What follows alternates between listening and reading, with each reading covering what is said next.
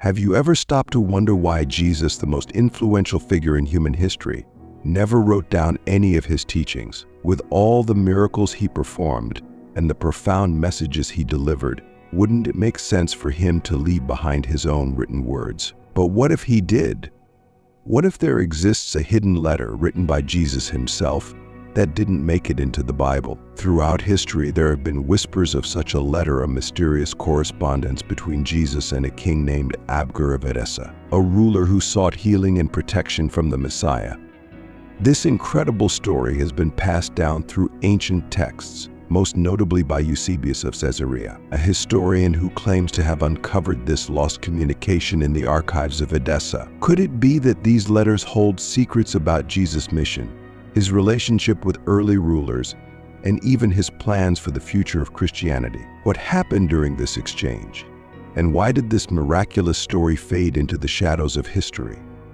In today's video, we'll unravel the fascinating tale of the letters between Jesus and King Abgar, exploring the depth of their significance, the impact they could have had on early Christian history, and why this story was almost forgotten. Prepare to dive into a mystery that could change how we understand the spread of Christianity and the role of Jesus in shaping not just a faith, but entire civilizations. What hidden truths await us? Let's find out.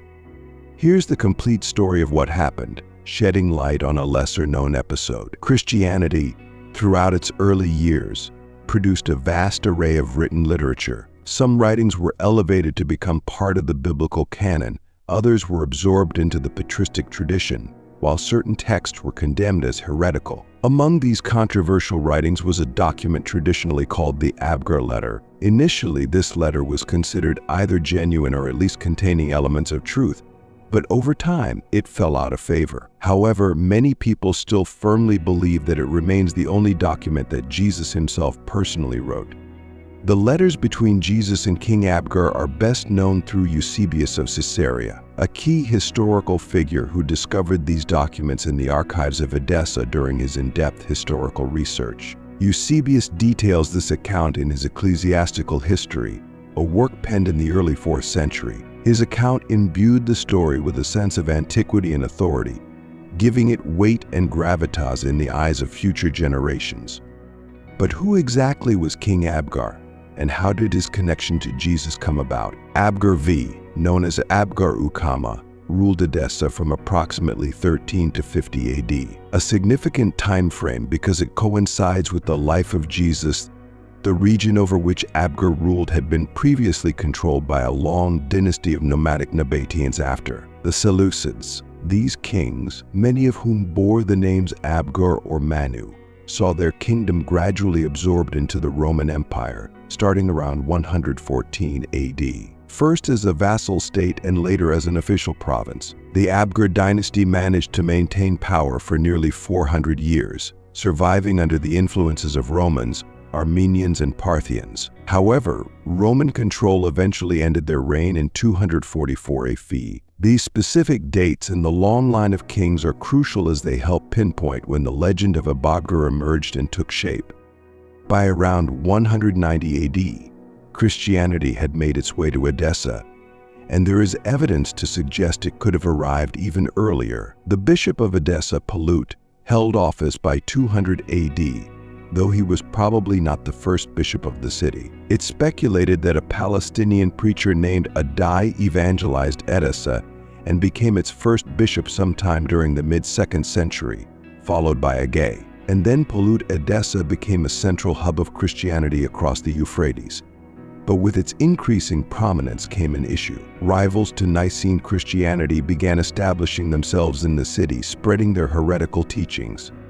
As Edessa's importance grew, so did the need to solidify its position as an Orthodox Christian stronghold. This led to the creation of a powerful origin story that tied the city to apostolic Christianity. It's more likely that the first king of Edessa to convert to Christianity was not Abgar V during Jesus' lifetime, but rather Abgar X, who ruled during the early 3rd century. One theory suggests that Abgar X's conversion was facilitated by Bardason, a Valentinian philosopher and contemporary of the king to distance Edessa from Gnostic influences. Later Syriac writers modified the story, adapting it to an earlier Abgar, providing the Church of Edessa with apostolic legitimacy.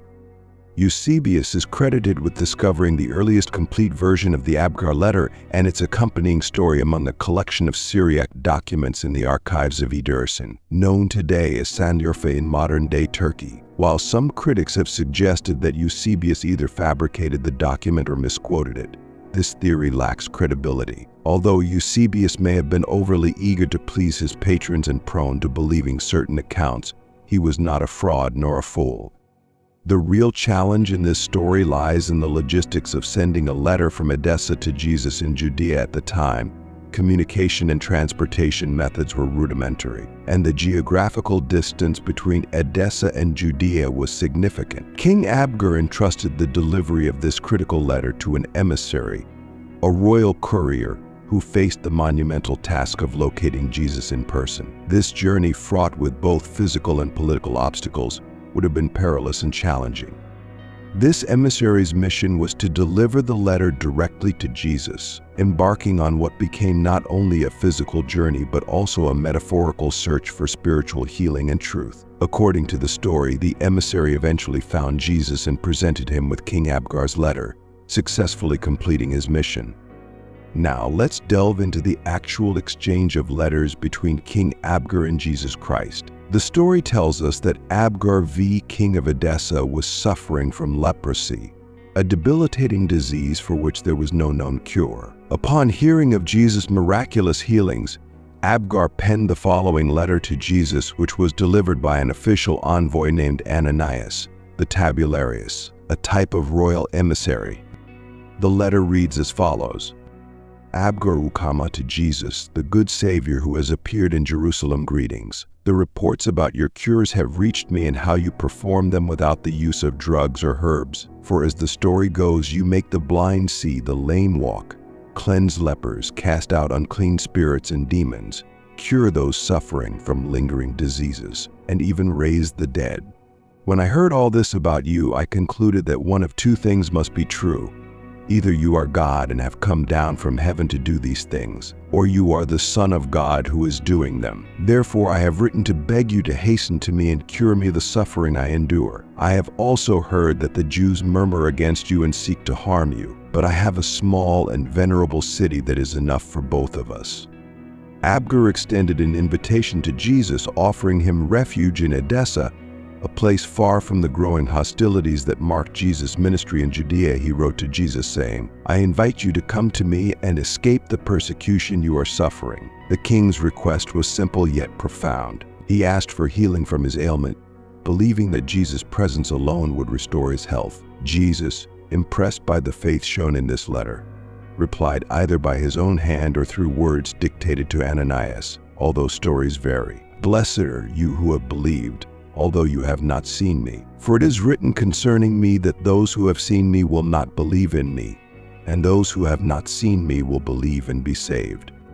But regarding what you wrote to me about coming to you, I must fulfill all the things for which I was sent, and after doing so be taken up to him who sent me. When I have been taken up, I will send you one of my disciples to heal your suffering and give life to you and those with you. But that's not all.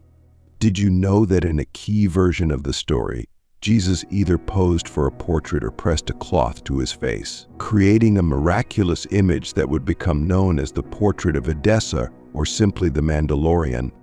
Christ's written reply supposedly praised Abgar's faith, but declined the invitation. Instead, Jesus pledged to send one of his disciples later after completing his earthly mission and ascending to heaven. Eusebius claimed to have found Christ's letter in the archives of Edessa and translated it. A document appended to these two extraordinary letters explains what happened next in the 340th year of Edessa, probably around 30 AD. Following the crucifixion, St. Thomas sent Hades, also called Adai, to Edessa. Adai is called one of the 70, meaning the 70 disciples sent on missionary work by Jesus in some Eastern traditions. Adai is a Jew from Edessa who was in Jerusalem for a festival. He heard the preaching of John, was baptized, and became a follower of Jesus who was commissioned to spread the word. This Thaddeus or Adai is not the same as St. Jude the Apostle, also called Thaddeus. Some even doubt that St. Adai and Thaddeus of Edessa are the same person, but tradition clearly points to a single individual. Adai returned to his home in Edessa, where he is said to have stayed with Tobias, son of Tobias. Tobias is a Jewish name, so the implication is that Adai came back to the Jewish community of Edessa to preach. Adai began to heal people in the name of Christ. When word of this reached Abgar, he suspected that this was the follower Jesus had promised him. Abgar summoned Tobias and Adai. When Adai came before the king, Abgar saw a great vision on his face. He asked, "Are you truly a disciple of Jesus, the Son of God, who said to me, 'I will send you one of my disciples who will heal you and give you life'?" Adai replied, "Since you have had great faith in him who sent me, I have been sent to you. And again, if you believe in him insofar as you believe, the request of your heart shall be yours." At this, Abgar testified to his faith in Jesus, and Adai healed him of his ailment. Others were healed at the same time as well, and Adai continued to preach and heal in Edessa with the support of Abgar in the late 4th and early 5th centuries. The tale developed further through the doctrine of Adai. The Syriac text describes how King Abgar communicated with Jesus. The teaching of Adai, translated Thaddeus, differed from Eusebius' account in that Jesus delivered an oral reply rather than a letter meant to convert and heal the king. The superstition continued to grow. One legend was that there was an image of Jesus Christ associated with the letter of King Abgar. At first, it was said the picture was painted by a court painter in Edessa who had actually seen Christ, or that Jesus had painted the likeness himself. Later, the story took on the miraculous detail that the portrait appeared on its own and that it was the image that cured King Abgar. The monk John of Damascus provided even more fantastic details, saying that Jesus had pressed his face into a cloth, causing the image to appear. The image of Jesus, called the image of Edessa or the Holy Face of Edessa, is the Mandylion of the Eastern Orthodox Church. The king allegedly kept the portrait in his royal palace. Intermingled in the progressive lore of the Mandylion is the legend of Veronica, the woman who presumably presented her headcloth to Jesus as he passed her on his way to be crucified. According to the legend, when the Lord handed the cloth back to her, the image of his face was miraculously impressed on it. Did you know that the Mandylion was lost for centuries but allegedly resurfaced in 8525 after a flood in Edessa? According to court historian Procopius of Caesarea, during repairs to the city's floodgates, workers discovered a cloth hidden in the walls of one of the gates. Imprinted on the fabric was the visage of a man. During the 10th century, the relic was moved to Constantinople and remained there until the city was besieged in 1204 during the Fourth Crusade. A fragment of the Mandylion was believed to have been acquired by Louis IX of France in 1241 and kept in Paris until it disappeared again during the French Revolution. By the 6th century, the long-evolving story of the Mandylion was adopted by the Eastern Orthodox Church, not as a legend or as an object made by human hands, but as a historically factual, supernatural image of Jesus Christ. During the month of August, the Eastern Orthodox Church observes a feast for the Mandylion that commemorates the move of the iconic knot made by hands from Edessa to Constantinople. In conclusion, the story of the letters between Jesus and King Abgar offers a fascinating glimpse into a part of history often overlooked. Whether these letters are historical fact or legend, they speak to the profound impact Jesus had on the world. Even beyond the borders of Judea, the correspondence between a desperate king seeking healing and a Messiah bringing hope highlights the timeless appeal of Jesus' message, a message that transcended geography and culture. The tale of Abgar's faith and eventual healing by one of Jesus' disciples illustrates the power of belief and the spread of Christianity into new regions, as well as the blending of history, myth, and religious tradition. This story reminds us that much of our spiritual heritage is interwoven with legends that, regardless of their authenticity, carry powerful meanings about faith, healing, and the divine plan for humanity. Thank you for joining us on this journey into one of the lesser-known mysteries of early Christianity. If you found this video thought-provoking, please give it a like, Share your thoughts in the comments. And don't forget to subscribe and hit the notification bell so you won't miss our future explorations into the mysteries of history and faith. We'll see you in the next video.